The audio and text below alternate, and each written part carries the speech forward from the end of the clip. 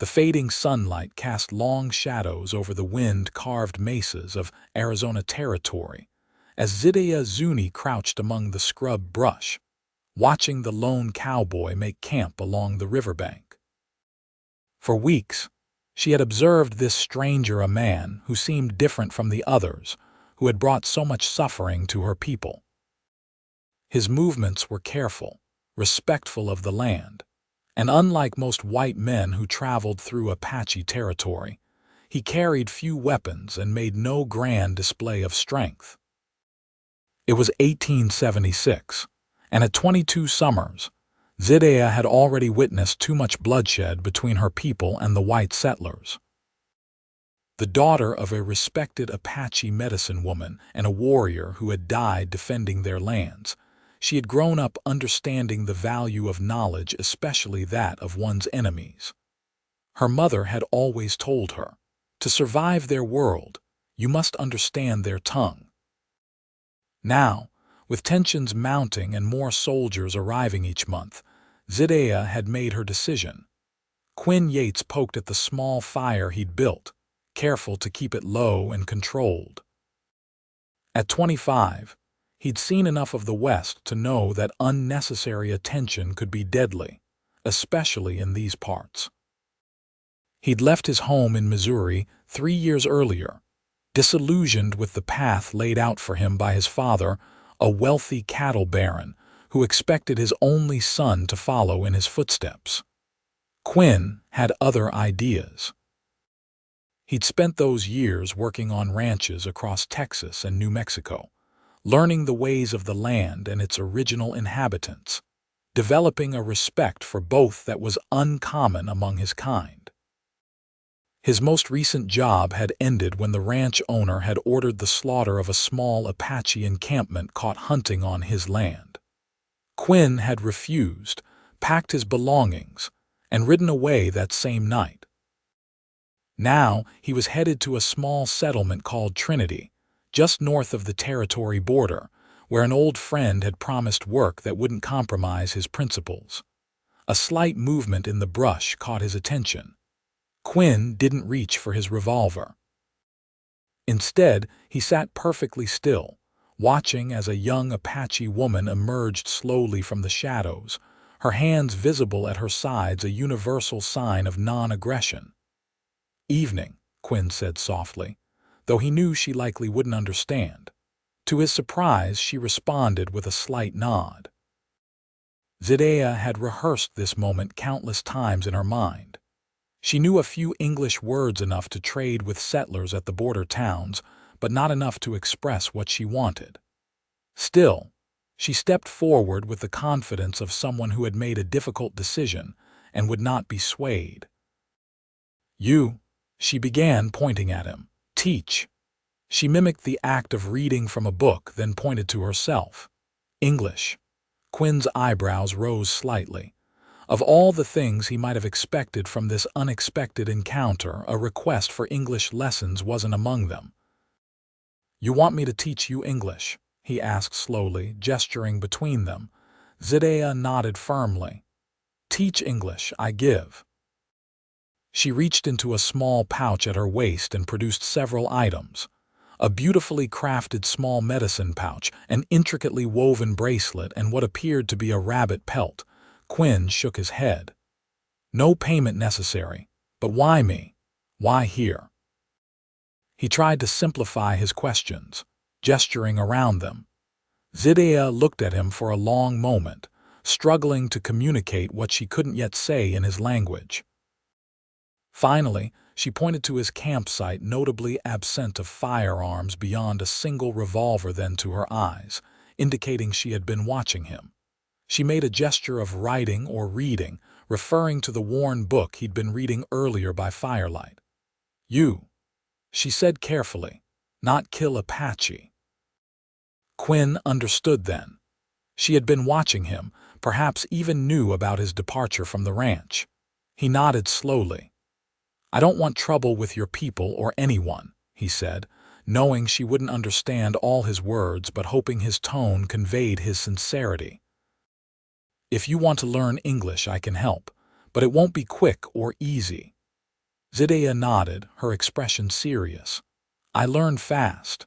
For several moments they regarded each other across the small fire, the gravity of what they were agreeing to hanging in the air between them.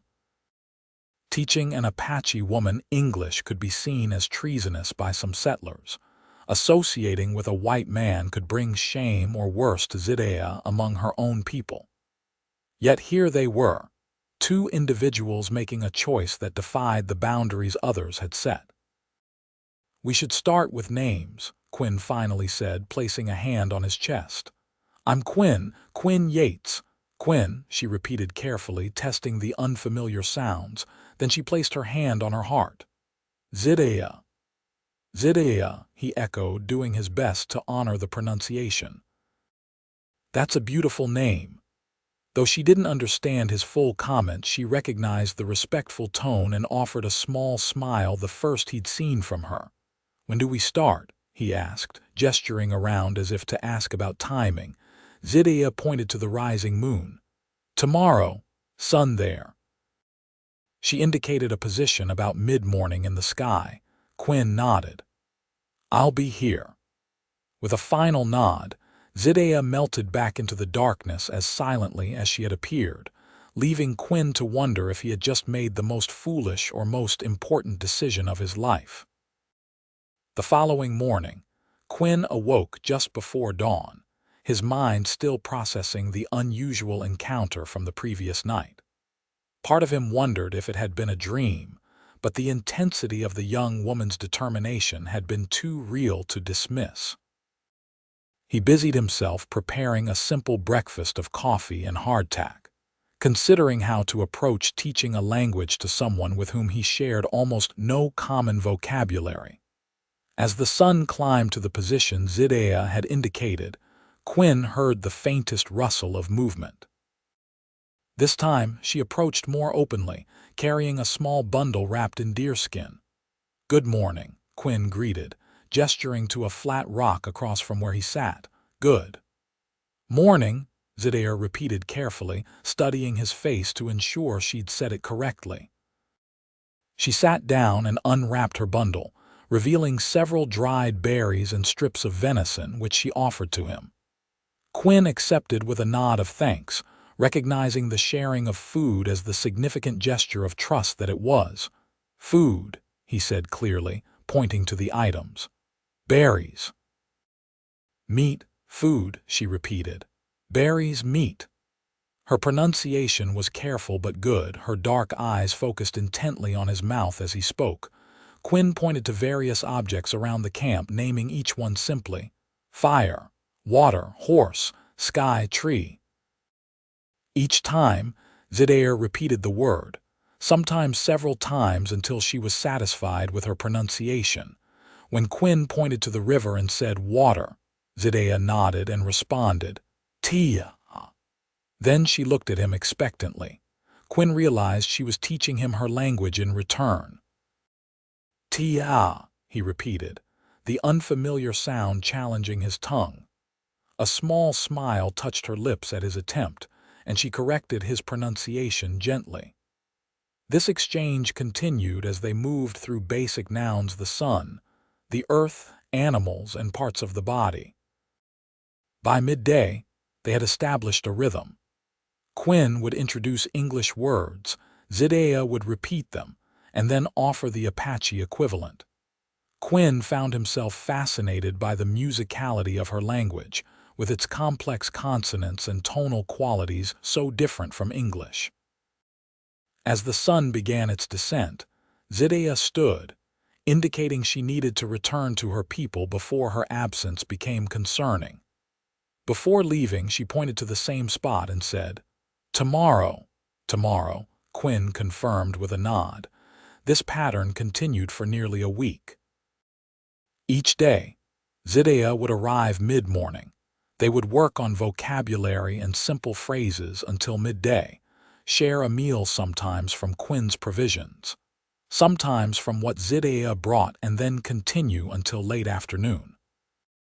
On the seventh day, as Zidaya prepared to leave, Quinn hesitated, then said, I need to continue my journey soon.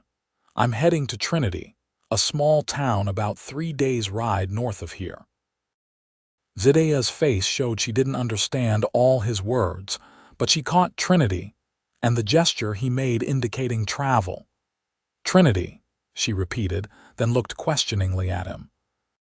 Quinn pulled out a small map he carried and pointed to their approximate location, then traced a path northward to where Trinity was marked. I go there. For work. He mimicked the action of riding a horse. Zidaya studied the map intently, then looked up at him, her expression unreadable. For a moment, Quinn thought this might be the end of their unusual arrangement. Then she pointed to herself, then to the map, and said firmly, I go. Learn more. Quinn was taken aback. You want to come with me to Trinity? That could be dangerous for you. He wasn't sure how to convey the risk an Apache woman would face in a white settlement, especially one traveling with a white man. Zidaya seemed to understand his concern. She shook her head and made a circular motion around Trinity on the map. Not in. Near. She then made a gesture of hiding or watching from a distance. Quinn understood she wasn't proposing to enter Trinity itself, but to continue their lessons somewhere nearby. He considered the implications. The area around Trinity had several secluded spots where they could meet without drawing attention. It would be risky, but not impossible. You're sure? He asked. Zidaya nodded firmly. I learn English. Important for my people. Something in her determination resonated with Quinn. He recognized the courage it took for her to trust him, to seek knowledge that might help her navigate a world that was increasingly encroaching on her own. All right, he agreed. I leave tomorrow at dawn. There's a creek about half a day's ride north of Trinity, good water, secluded. He indicated the location on the map. We could meet there 3 days from now. Zidaya studied the map carefully, memorizing the location. She nodded once decisively. 3 days, she said, holding up 3 fingers. I will be there. With that agreement, she disappeared into the growing dusk, leaving Quinn to contemplate the unusual path his life had taken. As he packed his meager belongings that evening, he realized that, for the first time in years, he was looking forward to reaching his destination not just for the promise of honest work, but for the continuation of something unexpected and meaningful. The journey to Trinity proved uneventful, the land gradually transitioning from the more arid regions of Apache territory to the slightly greener landscapes of northern Arizona. Quinn arrived in town by mid-afternoon of the 3rd day, dust-covered and weary, but with a sense of purpose that had been absent in his wanderings of recent months.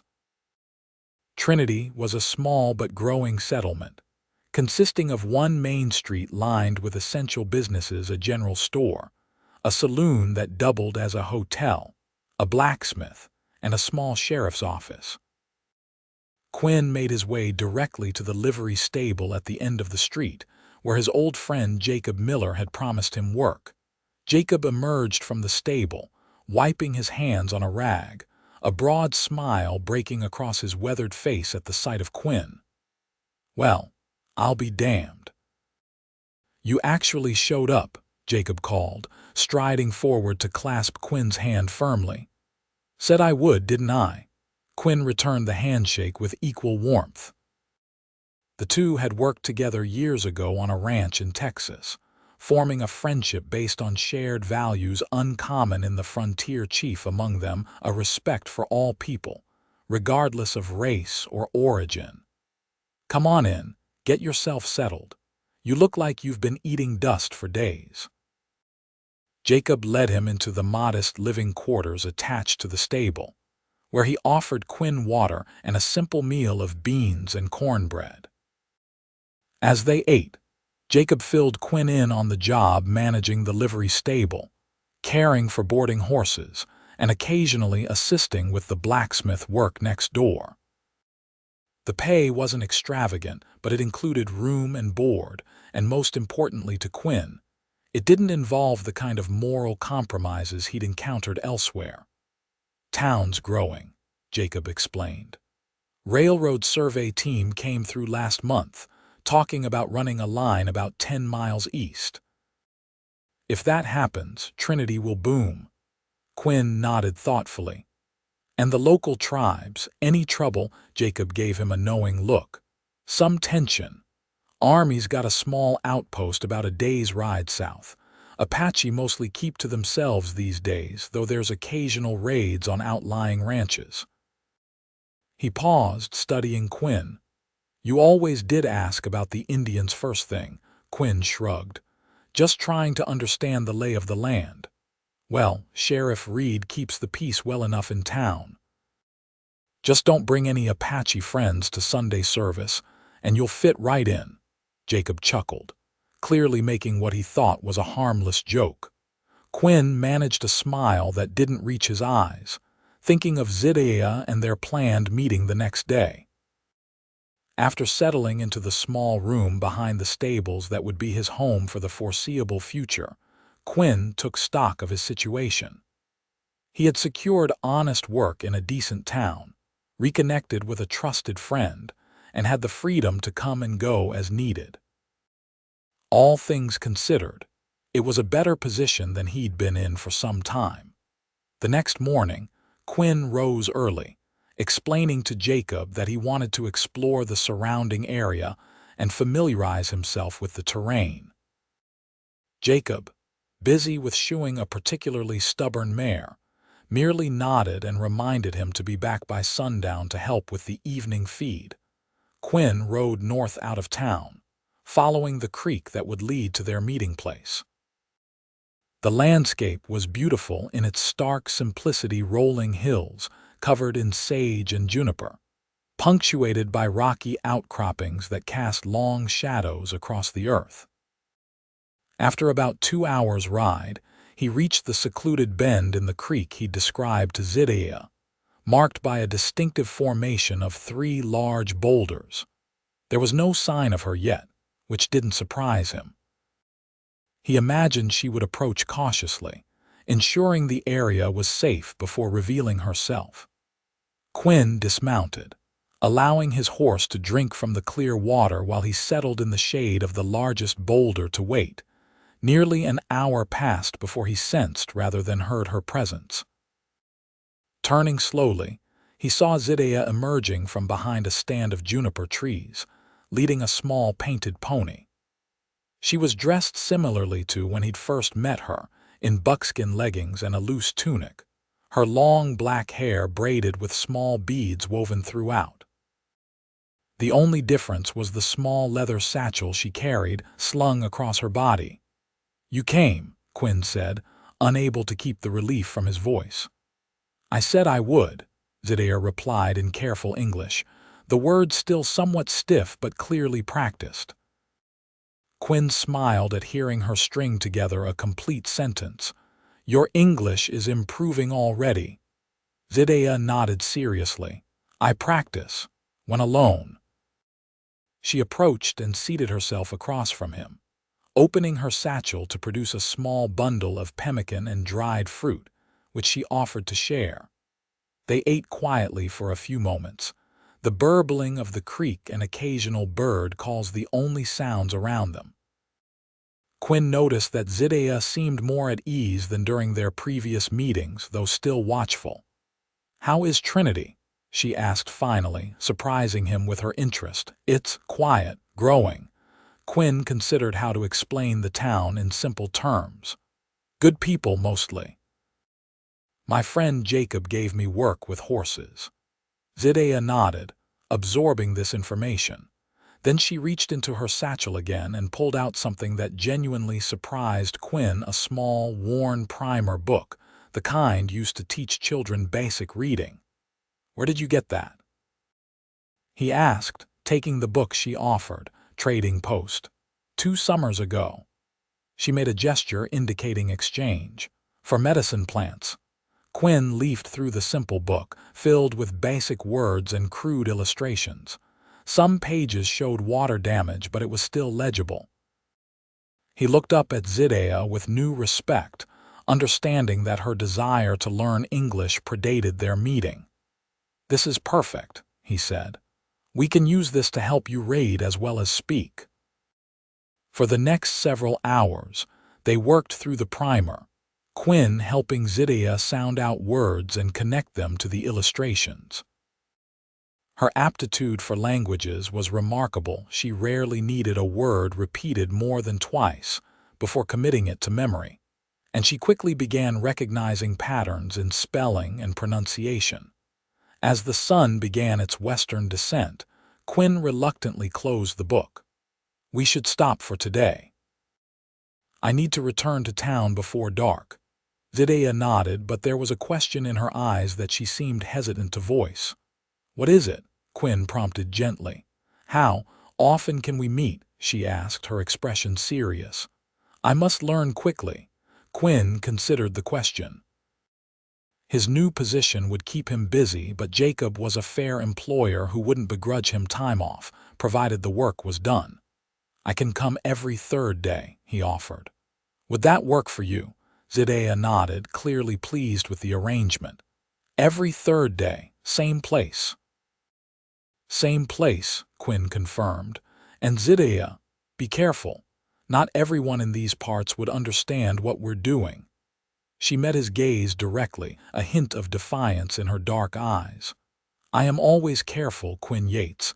My people have survived by being careful." There was something in the way she said his full name that gave him pause, a respect that acknowledged him as an individual, not just as a representative of those who had wronged her people. It created a moment of connection between them that transcended their differences. "Until 3 days, then," he said, mounting his horse. 3 days, she echoed, already fading back toward the juniper stand, her movements fluid and natural, making her nearly invisible against the landscape. As Quinn rode back toward Trinity, he found himself contemplating the remarkable young woman he was teaching. There was an intelligence and determination in her that commanded respect. He found himself looking forward to their next meeting with an eagerness that surprised him. True to their arrangement, Quinn and Zidaya met every third day at the creek. Their lessons evolved quickly from basic vocabulary to simple conversations, with Zidaya progressing at a remarkable pace. By their fourth meeting, she was constructing basic sentences and asking questions about aspects of American culture she found puzzling or intriguing. "Why do white women wear?" She struggled for the word, making a squeezing gesture at her midsection. "Corsets," Quinn supplied, then chuckled. "And I honestly don't know. Seems painful and impractical to me." Zidaya nodded in agreement. "Apache women need to move, work, ride. Cannot be." She searched for the word. "Trapped." These cultural exchanges became as valuable as the language lessons themselves. Quinn found himself learning as much about Apache perspectives and wisdom as Zidaya was learning about English. She taught him about medicinal plants they encountered during their lessons, showed him how to move more silently through the landscape, and shared stories of her people that had been passed down through generations. During their sixth meeting, nearly 3 weeks after Quinn had arrived in Trinity, Zidaya brought a special gift, a beautifully crafted medicine pouch decorated with intricate beadwork. "For protection," she explained, placing it in his hands. "My mother taught me to make this. It holds sacred herbs." Quinn was deeply touched by the gesture, understanding its cultural significance. "Thank you. I'll keep it with me always." As April turned to May, the weather grew warmer, and their lessons often extended longer into the afternoons. They developed a comfortable routine, beginning with reviewing what Zidaya had practiced since their last meeting, introducing new vocabulary and concepts, sharing a meal, and ending with stories or conversations that allowed her to practice what she'd learned.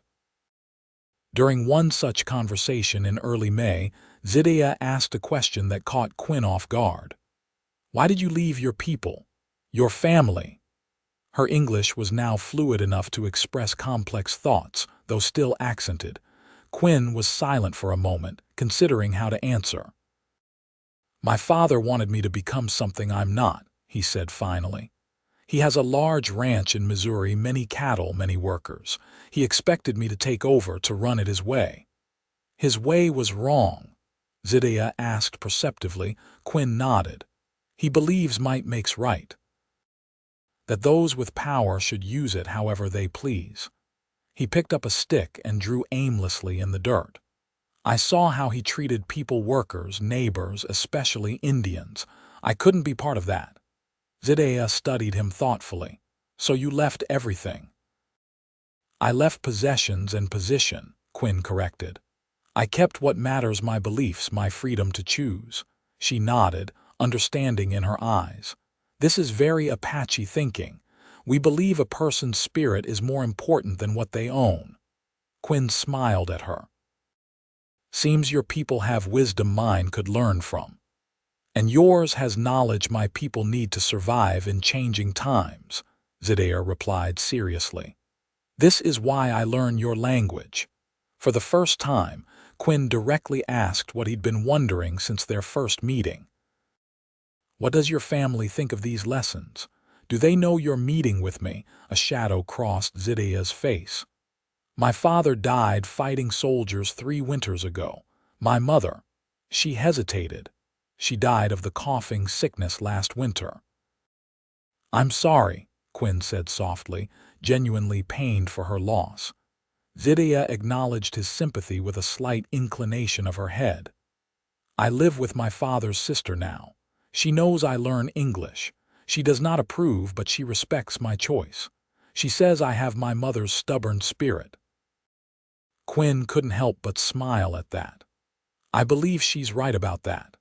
As they parted that day, Quinn found himself thinking about Zidaya long after she disappeared from view. There was something about her determination, her intelligence, and her quiet strength that increasingly occupied his thoughts between their meetings. Back in Trinity, Quinn settled into his role at the livery stable, earning a reputation as a skilled horseman with a quiet demeanor. The townspeople came to accept his presence, though few would have called him a friend. He kept largely to himself, sharing occasional evenings of conversation with Jacob at the saloon, but otherwise focusing on his work and his secret teaching arrangement. Jacob, observant by nature, eventually commented on Quinn's regular disappearances. You sure do take a lot of rides to nowhere in particular, he remarked one evening as they sat on the stable's porch, watching the sunset paint the western sky in brilliant oranges and purples. Quinn shrugged noncommittally. Always been a wanderer, get restless staying in one place too long. Jacob studied him over the rim of his coffee cup. Just be careful out there. Greeley's ranch hands mentioned seeing Apache signs northwest of town last week. Probably just hunting parties, but folks are jumpy. Quinn nodded, maintaining a neutral expression despite the concern that flared within him. If ranchers were noticing Apache presence near where he and Zidaya met, it could create dangerous complications. At their next meeting, Quinn shared this information with Zidaya. We may need to find a new meeting place, he suggested, somewhere less likely to be stumbled upon. Zidaya listened thoughtfully, then nodded. I know a place, small canyon east of here, Hidden Spring. No ranchers go there, not enough grass for cattle. They agreed to meet at this new location for their next lesson, with Zidaya providing careful directions that Quinn committed to memory rather than marking on any map. As an additional precaution, they decided to vary their meeting times, sometimes gathering in early morning, sometimes in late afternoon. Despite these challenges, their lessons continued to progress. By late May, nearly 2 months after their first encounter, Zidaya's command of English had become remarkably good. She could carry on extended conversations, though she still occasionally struggled with idioms and complex grammatical structures. During one lesson, as they sat in the shelter of the small canyon Zidaya had chosen, Quinn found himself sharing more of his own history than he had intended, stories of his childhood in Missouri, his strained relationship with his father, his dreams of eventually owning a small horse ranch where he could live peacefully. "You are a good man, Quinn Yates," Zidaya said when he finished, her dark eyes holding his with an intensity that made his heart beat faster. "Different from other white men I have known. And you," Quinn replied softly, "are unlike any woman I've ever met, Apache or otherwise." Something unspoken passed between them in that moment, a recognition of the unusual bond that had formed, transcending the boundaries of language, culture, and the bloody history between their peoples. The moment was broken by the distant sound of a branch snapping. Both instantly tensed, years of frontier living having honed their instincts for danger. Zidaya silently gestured for Quinn to remain still while she moved like a shadow toward the source of the sound. She returned moments later, tension visible in her shoulders. "Hunters," she said quietly. "Two men with rifles, not close yet but moving this way." Quinn nodded, immediately gathering their few belongings. "We should separate. I'll head west toward town, draw their attention if needed. You go east, back to your people." Zidaya looked as though she wanted to protest, but pragmatism won out.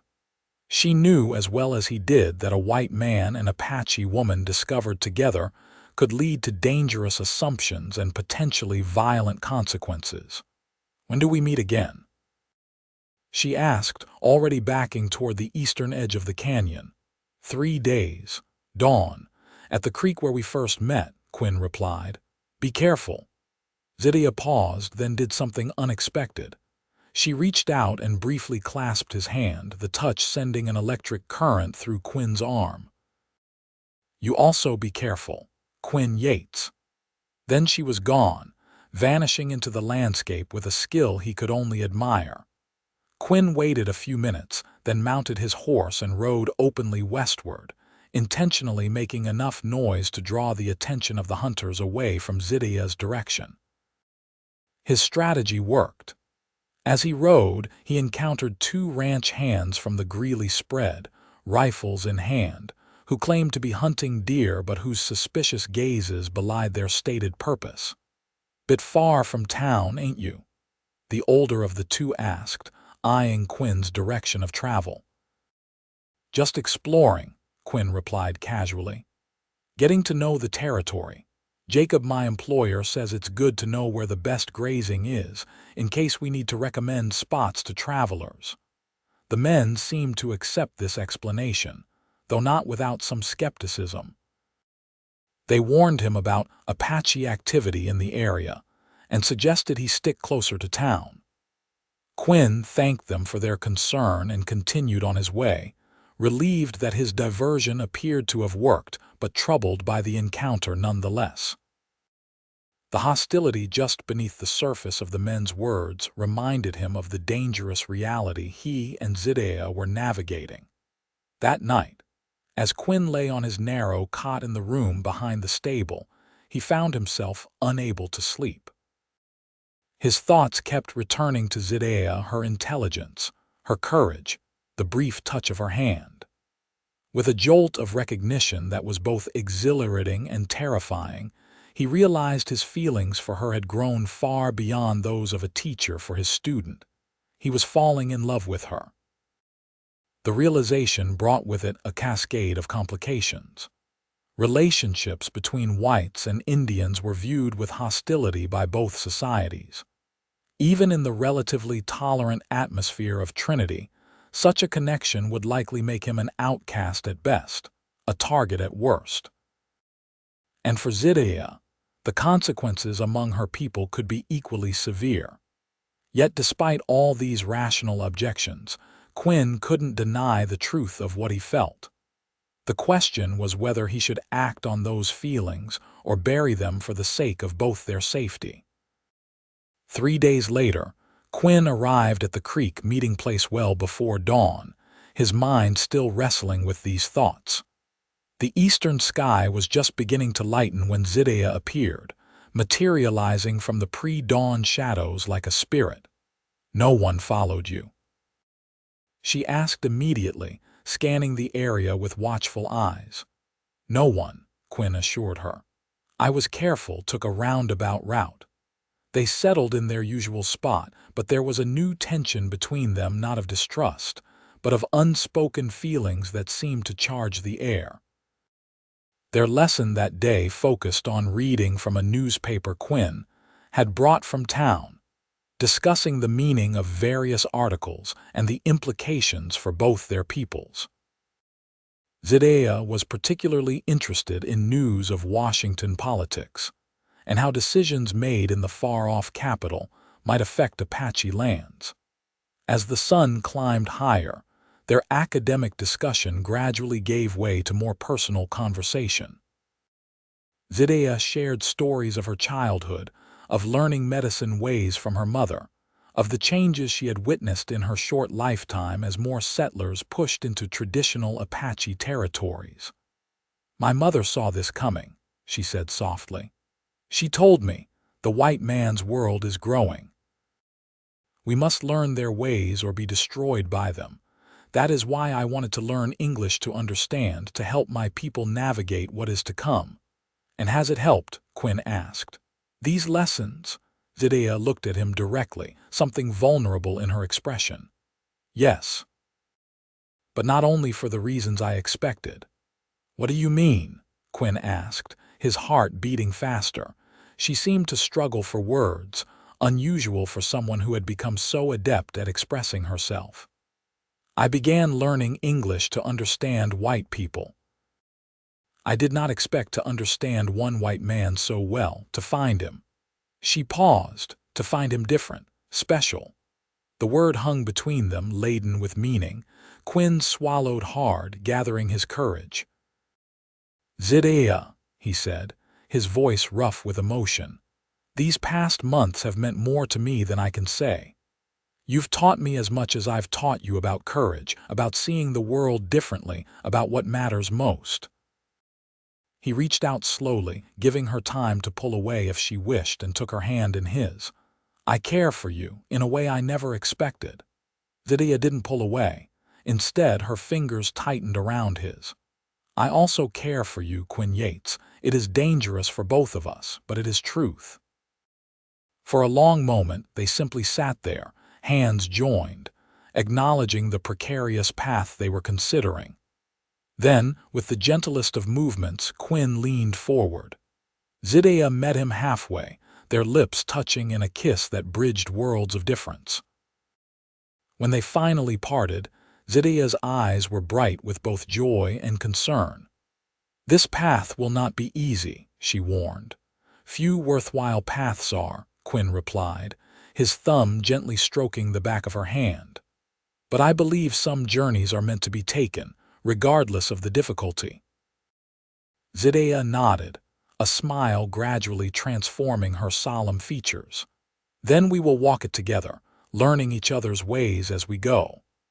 As May turned to June, their meetings took on a new dimension. The language lessons continued, but now they were interwoven with the tentative exploration of their feelings for one another. They shared stories of their respective cultures' courtship traditions, laughing at the differences and marveling at the occasional similarities.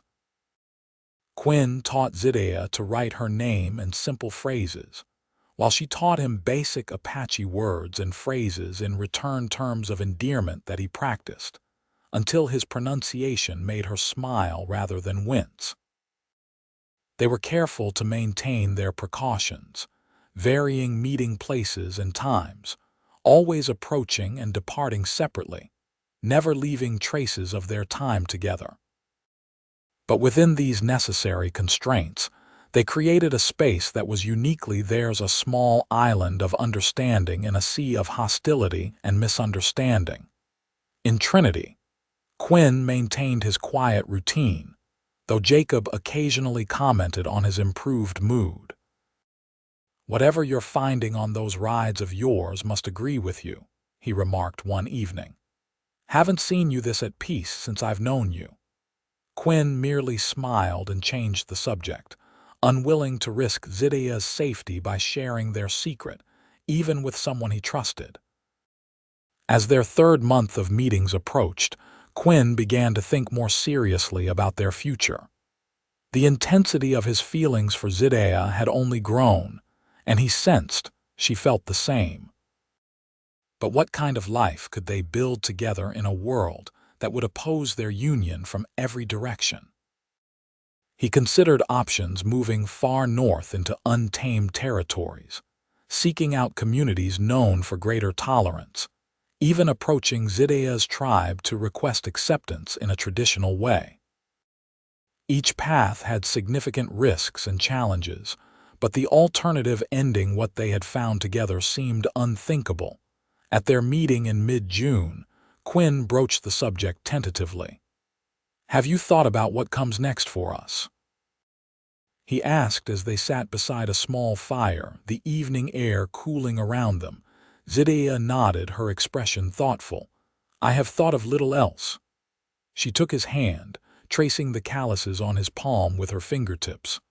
"My people have a saying, 'The path is made by walking it.' We cannot know all that lies ahead, but we must take the first steps together." "And what would those first steps be?" Quinn asked, amazed as always by her wisdom. A smile touched her lips. "In my tribe, when a woman wishes to marry, she prepares a meal and brings it to the man's dwelling. If he accepts the meal, he accepts her proposal." Quinn's heart jumped at the word marry, though he tried to keep his expression calm. "Is that what you want? For us to marry?" Zidaya met his gaze directly, her dark eyes clear and certain. "I want to walk beside you, Quinn Yates. To build something new that honors both our worlds. If that is marriage in your understanding, then yes." Quinn gathered her hands in his. "It would be my greatest honor to walk that path with you, but I want you to be sure. The world will not make it easy for us." "I am Apache," Zidaya replied with quiet dignity. "Nothing in my life has been easy, but few things have been as worthy as this." They agreed to meet one final time at their original location by the creek in 3 days' time.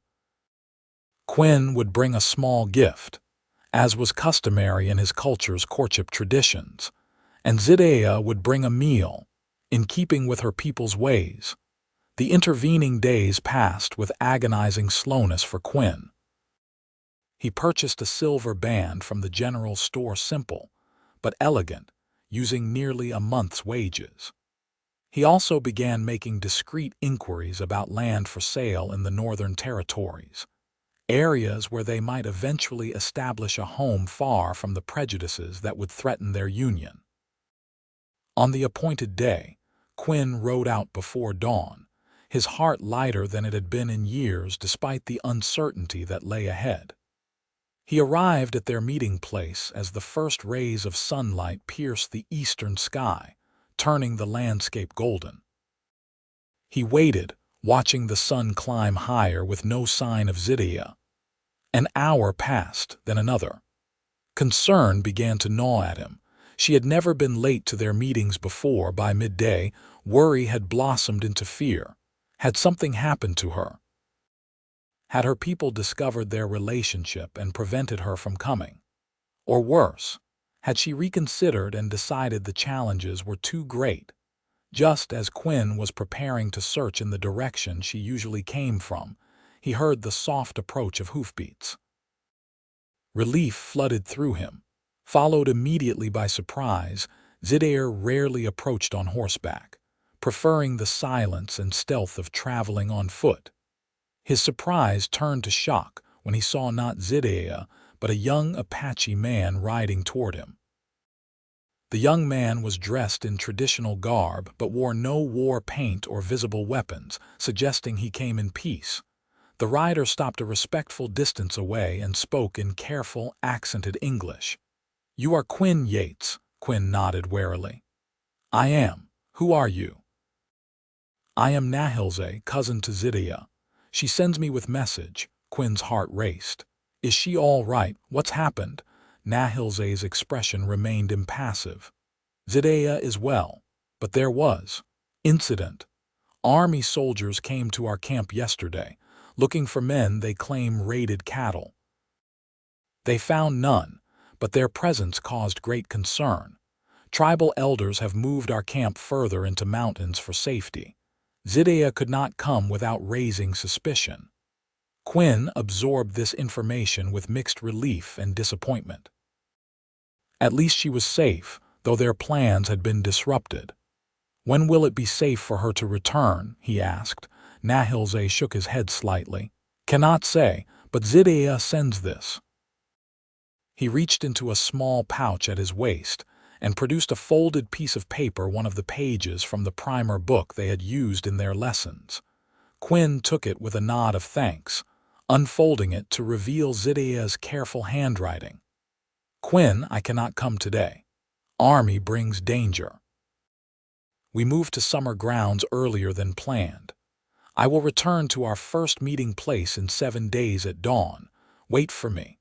My heart remains with you. Zidaya looking up from the note, Quinn found Nahilze watching him with an unreadable expression. You care for my cousin, the young man said. It wasn't a question. I do, Quinn answered honestly. Very much. Nahilze nodded slowly. She speaks highly of you, says you are different from other white men. He paused, seeming to consider his next words carefully. Our people have suffered much at hands of white soldiers, white settlers. Not all of us believe peace is possible. I understand that, Quinn replied, and I don't blame them for their distrust. Yet Zidaya trusts you, Nahilze observed. I would give my life before betraying that trust, Quinn said with quiet intensity. Something in his tone must have convinced Nahilze, for the young man's expression softened slightly. I will tell her you received her message. With that, he turned his horse and rode away, disappearing among the juniper trees as silently as he had appeared. Quinn returned to Trinity with a heavy heart, the silver band still in his pocket, their planned celebration postponed. The next week crawled by, each day filled with worry for Zidaya's safety and anticipation of their reunion. The night before their rescheduled meeting, tension in Trinity was palpable. News had arrived of an attack on a stagecoach 20 miles south, reportedly, by Apache warriors. Though Quinn doubted Zidaya's people were involved, given their movement away from that area, the atmosphere in town grew hostile toward anything associated with Indians. Sheriff Reed posted additional guards at the town's perimeter, and casual talk at the saloon turned ugly, with several men boasting about what they'd do if they caught any savages nearby. Quinn kept his head down and his opinions to himself, but inside he seethed at the ignorance and hatred being voiced around him. He slipped out of town well before dawn, taking extra precautions to ensure he wasn't followed. The eastern sky was just beginning to lighten as he arrived at their original meeting place by the creek. The landscape was quiet, peaceful in the half-light of approaching day, giving no indication of the tensions boiling over just miles away. Quinn dismounted and secured his horse, then took a position that afforded him a good view of the surrounding area. The silver band was in his pocket, a tangible reminder of his commitment to the future he hoped to build with Zidaya. The sun had just cleared the horizon when he spotted movement among the distant junipers. His heart leaped as Zidaya emerged, moving with her characteristic grace. She was dressed differently than usual, wearing a beautifully decorated buckskin dress rather than her customary, more practical attire. Her hair adorned with small silver beads that caught the morning light. She carried something as well, a basket covered with a woven cloth. The traditional proposal meal, Quinn realized with a surge of emotion. He stepped forward to meet her, unable to keep the joy from his face. "I was worried about you," he said simply. "And I for you," she replied, her eyes taking in his appearance as if checking for signs of harm. "There is much fear and anger in both our peoples now. But not between us," Quinn said softly, reaching for her hand.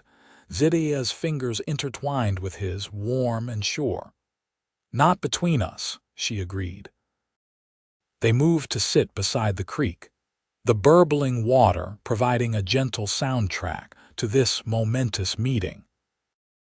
Zidaya carefully placed the basket between them and removed the covering cloth to reveal an array of traditional foods: pemmican, corn cakes, roasted pine nuts, and berries preserved from the previous autumn. "In my tradition," she explained, her voice taking on a formal quality, "a woman shows her desire to join her life with a man's by preparing food from her own hands, demonstrating her ability to care for him and any children they might have." She looked up at Quinn, vulnerability and strength mingled in her expression. "I, Zidaya of the Kairikahua Apache, ask to join my path with yours, Quinn Yates, to walk beside you through all seasons, to share in your joys and sorrows, to build a dwelling that honors both our people's ways." The words, clearly carefully rehearsed in English, moved Quinn deeply. He recognized the courage it took for her to bridge their cultural differences in this way, to propose marriage in his language while honoring her own traditions. "I would be honored to accept," he said, his voice rough with emotion. Then, remembering his own cultural traditions, he reached into his pocket and withdrew the silver band. "In my culture, we exchange rings as symbols of our commitment. This is for you if you'll have it." Zidaya's eyes widened at the sight of the simple band gleaming in the morning light. She extended her hand, allowing Quinn to slip it onto her finger. It was slightly loose, but she immediately closed her hand protectively around it. "It is beautiful," she said softly. "I will treasure it always." Quinn smiled, then gestured to the meal she had prepared. "And I accept your proposal with gratitude and love." They shared the meal together as the sun continued its ascent, discussing practical matters even as they basked in the joy of their commitment. They agreed that they needed to leave the area. The growing tensions between settlers and Apaches made their situation increasingly dangerous. "My tribe moves north for summer hunting," Zidaya explained. "I have spoken with my aunt. She does not approve of my choice, but she respects it. She will tell others I have gone to join my mother's cousin's band in the Northern Territories." Quinn nodded thoughtfully. "I've been asking about land in Colorado Territory. There are areas where we might find more acceptance, small settlements of mixed heritage families, far from the main conflicts." "When can we leave?" Zidaya asked, practical as always. "I need a week to settle affairs in Trinity," Quinn replied. "To collect my wages, purchase supplies for the journey. Then we can head north." They agreed to meet one final time in 7 days, at a spot further north that would serve as the beginning point of their journey together. Zidaya would bring what belongings she wished to take from her people's way of life. Quinn would bring the practical necessities for their travel. As they prepared to part, Quinn took both of Zidaya's hands in his. "Are you certain?" he asked one last time. "This path will take you far from your people, your homeland." Zidaya's gaze was steady, her voice sure. "My people have always understood that home is not just a place, but the people with whom you share your heart. I go with you, but I carry my people's spirit with me." She touched the medicine pouch she wore. "And I believe we will create something new together, something that honors both our traditions." Quinn pulled her gently to him, kissing her with all the tenderness and passion in his heart. When they parted, both their eyes shone with unshed tears, not of sadness, but of profound recognition of the significance of the step they were taking. 7 days, Quinn said.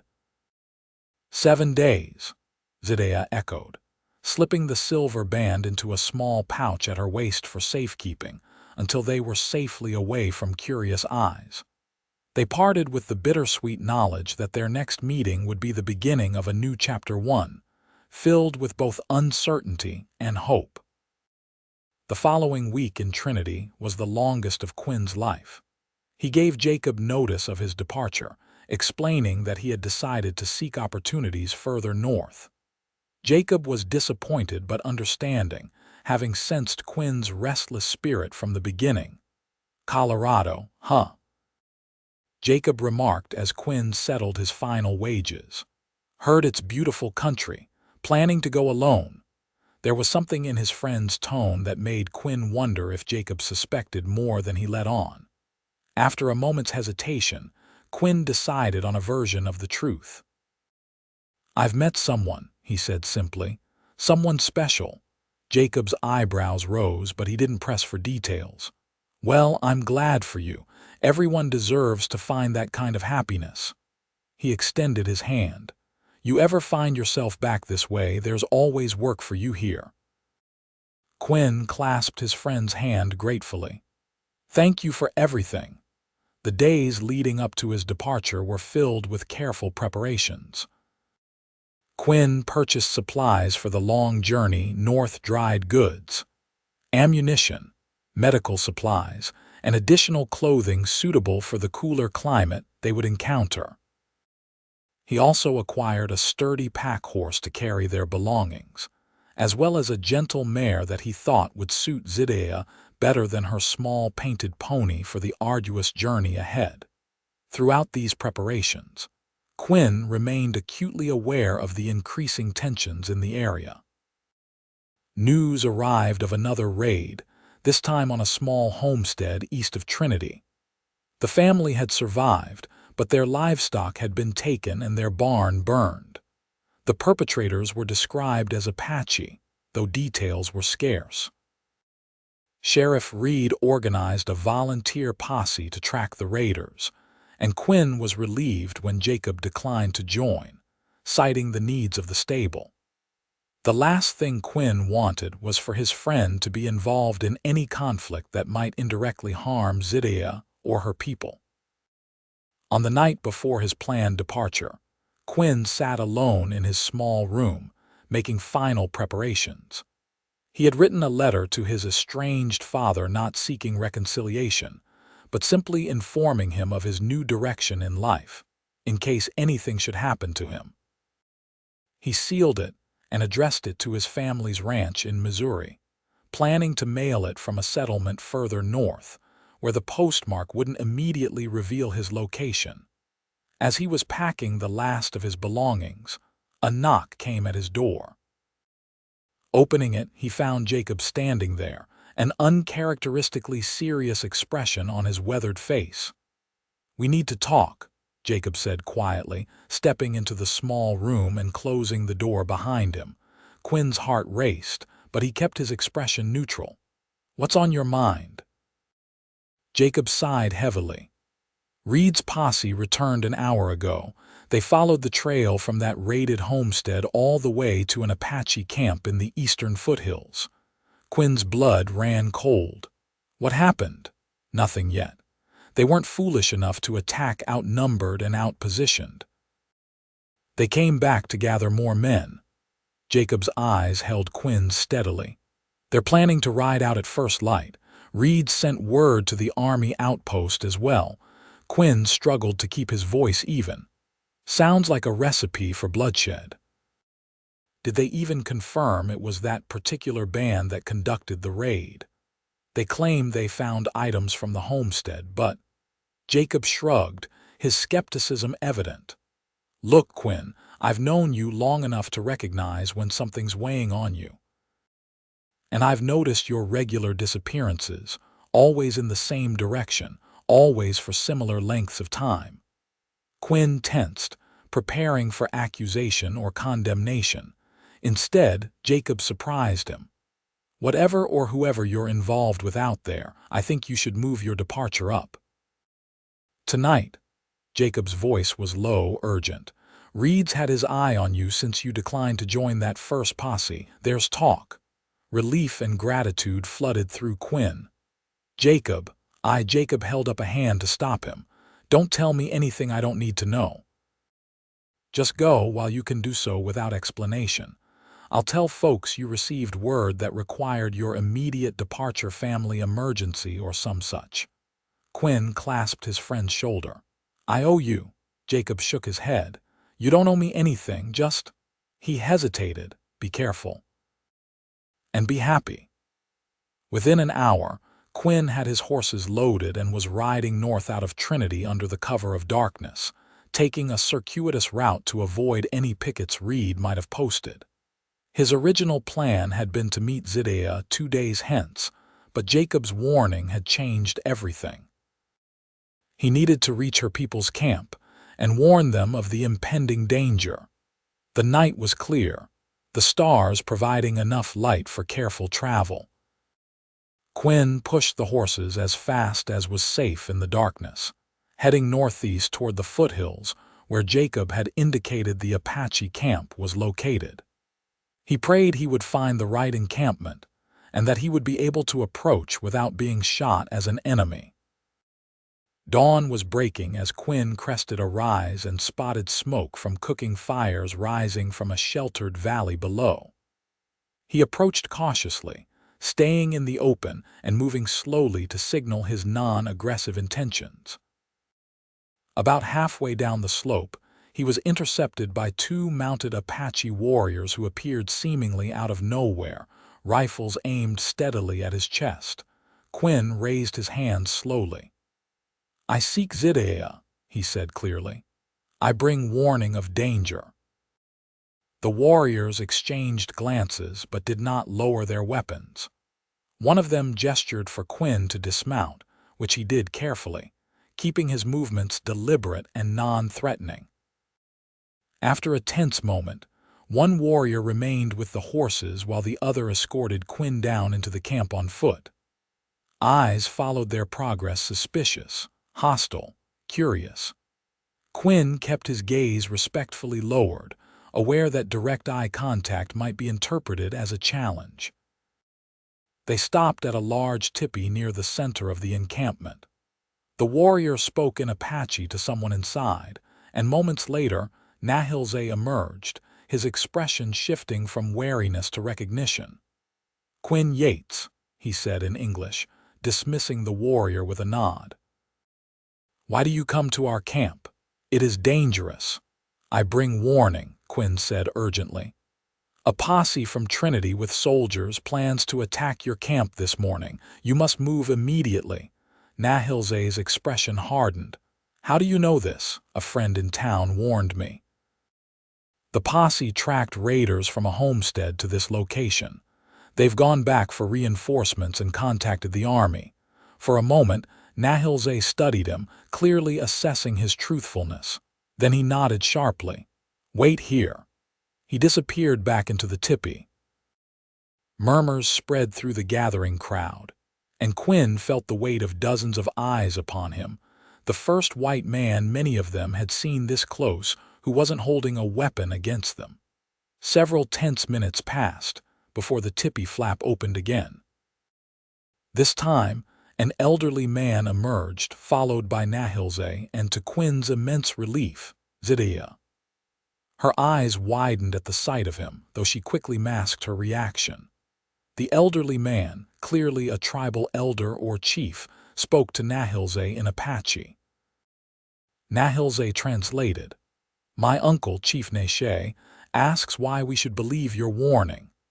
How do we know this is not a trick to make us flee into an ambush?" Quinn addressed the chief directly, even knowing the man would not understand his words. It was a matter of respect. "Sir, I have no way to prove my intentions except to say that I care deeply for the welfare of your people and especially for Zidaya. I would not bring false warning." As Nahilze translated, Quinn noticed Zidaya's slight intake of breath at his mention of her name. The chief's gaze sharpened, moving between Quinn and Zidaya with sudden understanding. After Nahilze finished translating, the chief spoke again, his voice carrying authority despite its age. This time, he addressed Zidaya directly. She responded respectfully but with evident conviction, occasionally gesturing toward Quinn. Finally, the chief turned back to Quinn and spoke a single sentence. Nahilze translated. He asks if you would die to protect his people. Quinn met the old man's gaze steadily. Yes, without hesitation. When this was translated, the chief studied Quinn for a long moment, then nodded once. He issued a series of commands that sent the camp into immediate activity: women collapsing tipis, men gathering horses, children being organized into groups. Nahilze explained, "We break camp now. Chief believes your warning." He paused, then added, "He also says Zidaya has spoken of you. He says her judgment of character has always been sound." Relief flooded through Quinn. "Thank you for trusting me.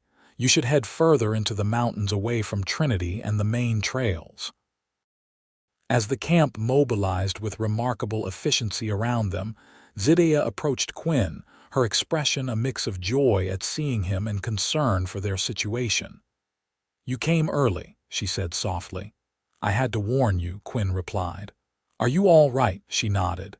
"Yes, but now everything changes. Our journey must begin differently than we planned." Chief Neshe approached them, speaking to Zidaya. She listened respectfully, then turned to Quinn. "My great-uncle says I have chosen a man of courage. He gives his blessing for me to go with you, but asks that you take Nahilze as guide until we are safely beyond the soldiers' reach. He knows of a place in the northern mountains where we can live in peace, a hidden valley, where other outcasts have found sanctuary." Quinn nodded gratefully to the chief. "Thank you. I will protect her with my life." After Zidaya translated, the old man reached out and placed a weathered hand on Quinn's shoulder, a gesture of acceptance that meant more than words could express. Within an hour, the camp had vanished as if it had never existed. The Apache were masters of swift, traceless movement, a skill honed through generations of survival. Quinn, Zidaya, and Nahilze separated from the main group, heading northwest while the tribe moved deeper into the eastern mountains. They traveled quickly but cautiously, using every trick of concealment that Nahilze and Zidaya knew. By midday, they had crossed into terrain that would be difficult for a large posse to follow: narrow canyons and rocky slopes that left minimal tracks. As they made camp that evening in a sheltered ravine, Quinn finally had a chance to speak privately with Zidaya. They sat close together beneath a starlit sky, their shoulders touching. "I was afraid I wouldn't reach you in time," Quinn admitted, "that you might be caught in the attack." Zidaya leaned against him, her warmth a comfort in the cool night air. "The spirits guided you to us. My great-uncle says it is a sign that our path together is blessed." Quinn smiled. "I thought he might forbid you from leaving with me." "He is wiser than most," Zidaya replied. "He has seen how the world is changing. He knows our people must find new ways to survive." She took Quinn's hand. "And he saw the truth in your eyes when you offered your life for our safety." Quinn squeezed her hand gently. "I meant it. I know." She reached into her dress and withdrew the silver band he had given her, slipping it onto her finger where it caught the starlight. "Now we begin our journey together sooner than planned, but perhaps with greater purpose."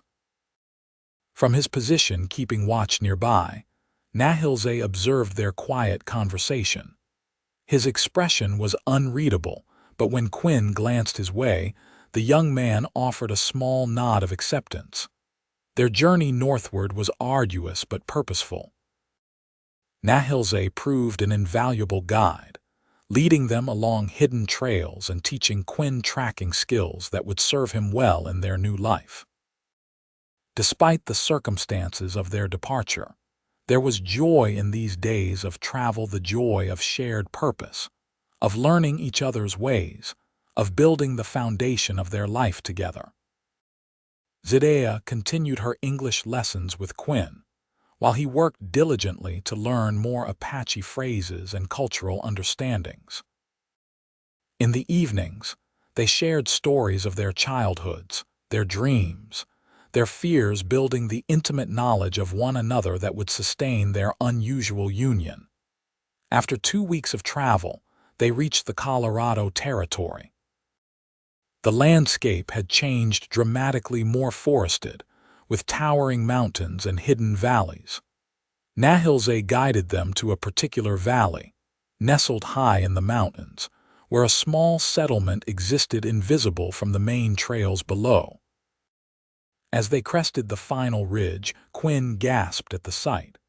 The valley was lush and green, with a clear stream running through its center. Several small cabins were scattered among the trees, some built in the white settler style, others resembling Apache wickiups. Gardens thrived behind rough fences and horses grazed in natural meadows. "What is this place?" Quinn asked in wonder. "My people call it Nigistan, the place of harmony," Nahilze explained. "For generations, it has been a sanctuary for those who choose to live between worlds, Apache who married whites, mixed-blood children seeking belonging, whites who rejected their society's cruelty. They live by their own rules here, taking the best of both worlds." As they descended into the valley, residents emerged to greet them, men and women of visibly mixed heritage, their clothing a blend of Apache and settler styles. Nahilze was clearly known here, welcomed with embraces and expressions of pleasure at his return. He introduced Quinn and Zidaya to the community's leaders, a white man named Thomas, who had married an Apache woman 30 years earlier, and an elderly mixed-blood woman called Grandmother Rose, who served as the settlement's healer and wisdom keeper. "Nahilze tells us you seek a new beginning," Thomas said, his weathered face kind beneath a shock of white hair. "We can offer sanctuary if you're willing to contribute to our community." "We would be honored," Quinn replied, his arm around Zidaya's shoulders. "I have skills with horses, and Zidaya is trained in traditional medicine." Grandmother Rose's eyes lit up at this. "A medicine woman. The spirits have answered our prayers. Our last healer passed to the other side last winter." That evening, a celebration was held to welcome them. The community, some 30 people in all, gathered around a central fire, sharing food, music, and stories. Quinn and Zidaya were invited to tell their tale, which Quinn did, with Zidaya occasionally adding details or clarifications. The residents listened with obvious empathy, many nodding in recognition of the challenges the couple had faced. When Quinn finished speaking, Thomas stood. "Your journey reminds us all why this place exists. The outside world would have us believe that different peoples cannot live together in peace, that we must choose one world or the other. But here we have found another way." He raised a cup in their direction. "Welcome home." Tears pricked at Quinn's eyes, and beside him, Zidaya's hand tightened around his. After so much uncertainty, so many dangers, they had found not just safety but acceptance, a community where their love could flourish without constant fear. That night, they were given a small cabin to use until they could build their own. As they settled into their first home together, Zidaya took Quinn's hands in hers. "In your language and in my tradition," she said softly, "I ask you once more to be my husband. To build a life with me here, to perhaps raise children who will know both our worlds." Quinn's heart felt full to bursting. "Yes," he answered simply. "In every language, in every tradition, yes." 2 days later, they were married in a ceremony that honored both their traditions. Dressed in his best clothes, Quinn waited by the community's sacred circle as Zidaya approached, radiant in a white buckskin dress, adorned with intricate beadwork that she had brought from her tribe. Grandmother Rose officiated, binding their hands with a woven cord while they exchanged vows in both English and Apache. Nahilze stood as witness, along with Thomas and his wife. When the ceremony concluded, the young Apache man approached the newly married couple. "I must return to our people," he said, "to tell them you are safe and well." He clasped Quinn's forearm in the traditional warrior's grip. "Take care of my cousin. She has chosen well in you." To Zidaya, he spoke in their native tongue, the words private between them. She embraced him tightly, tears in her eyes, before he mounted his horse and departed carrying with him a letter from Quinn to Jacob in Trinity, expressing gratitude for the warning that had saved many lives. The years that followed were rich with both joy and challenge. Quinn and Zidaya built their own cabin on the eastern edge of the settlement, incorporating elements of both their cultural traditions in its design. They established a small horse breeding operation, with Quinn's skill in training and Zidaya's knowledge of traditional Apache horse medicine, creating a reputation that eventually brought cautious buyers even to their remote location. Zidaya worked alongside Grandmother Rose, learning the healing traditions of other tribes and sharing her own knowledge, creating a unique approach to medicine that combined various indigenous wisdoms with practical aspects of Western medicine that Thomas had brought with him decades earlier. In their second year at Nigastan, Zidaya gave birth to their first child, a son they named Quinn Yates, honoring both Quinn's father and Zidaya's father in his naming. 2 years later, they welcomed a daughter, Sarah Nalgai Yates, named for Quinn's mother and Zidaya's. The children grew up bilingual, fluent in both English and Apache, with a rich appreciation for the traditions of both their heritages. Michael showed an early aptitude for horsemanship like his father, while Sarah demonstrated her mother's gift for healing. Periodically, Nahilze would visit, bringing news of the outside world and of Zidaya's tribe. The news was often difficult, increasing confinement of Apache to reservations, broken treaties, continued conflicts. But he also brought happier tidings. Chief Neshe still led their band with wisdom. New children had been born. Ancient traditions were being preserved despite the challenges. During one visit, 5 years after Quinn and Zidaya had settled in Nigastan, Nahilze arrived with a special guest, Jacob Miller, Quinn's old friend from Trinity. Jacob had finally sold his livery stable and decided to seek out Quinn after receiving his letters over the years. The reunion was joyous, with Jacob marveling at the life Quinn and Zidaya had built together. He stayed for nearly a month, helping Quinn expand their horse operation and becoming Uncle Jacob to the children, who delighted in his stories and gentle teasing. Before leaving, Jacob pulled Quinn aside. "You know, when I gave you that warning all those years ago, I thought I might be sending you to your death. Never imagined you'd find paradise up here in these mountains." Quinn smiled, watching Zidaya teach young Sarah how to identify medicinal plants in their garden. "It's not paradise every day.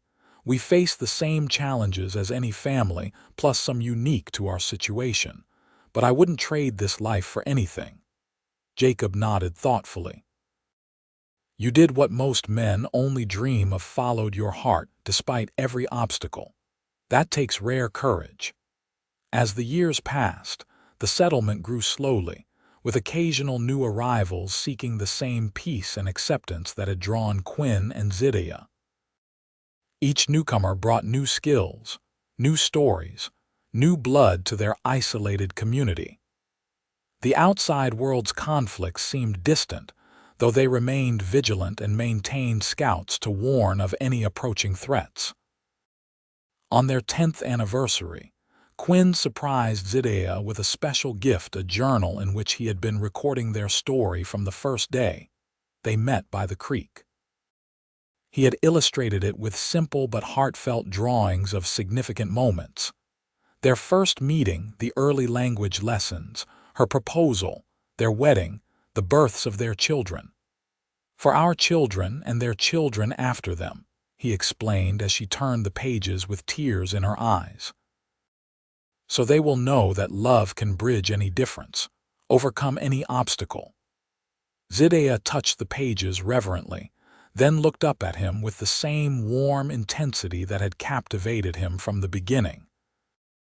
"When I first watched you by the river all those years ago, I never imagined where learning your language would lead me." She smiled, placing her hand over his heart. "But my spirit recognized yours even then. Some paths are written in the stars long before we walk them." Quinn covered her hand with his own. "I'm grateful every day that you had the courage to step out of the shadows and ask a solitary cowboy to teach you English." "And I am grateful," Zidaya replied with a smile, "that I learned enough of your language to ask you to share your life with mine." Their kiss was as sweet and promising as their first had been, a reaffirmation of a love that had defied boundaries, bridged worlds, and created something beautiful and enduring in a time of conflict and division. In their children's faces, in the community they helped nurture, in the very cabin built by their combined efforts, Quinn and Zidaya saw the living proof that understanding could triumph over prejudice, that love could create harmony where history had sown discord.